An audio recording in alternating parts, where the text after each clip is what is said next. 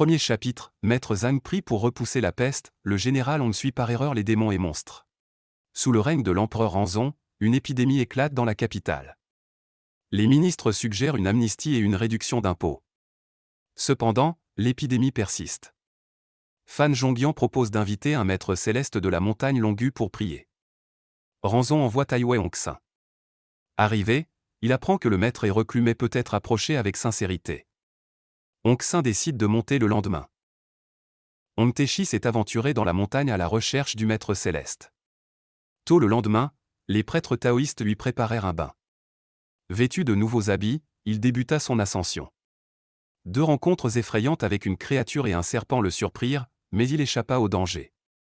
Puis, un jeune taoïste jouant de la flûte apparut.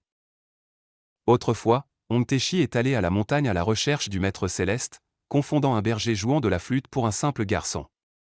Après avoir parlé au prêtre taoïste, il a réalisé que le garçon était le maître. Malgré sa jeunesse, la profondeur spirituelle du maître était impressionnante. Plus tard, Taeshi, curieux à propos d'un temple censé enfermer un roi démon, insiste pour entrer. Malgré les avertissements des taoïstes, la porte est ouverte, révélant un intérieur sombre sans soleil. Dans une salle sombre, Hong Taeshi et d'autres trouvent une stèle marquée « Rencontrer Hong et ouvrir ». Croyant que c'est le destin, Hong décide de creuser en dessous. Malgré les objections d'un vrai homme, il insiste. Après avoir découvert une caverne profonde, un bruit fort et une brume noire émergent, se transformant en lumière d'or.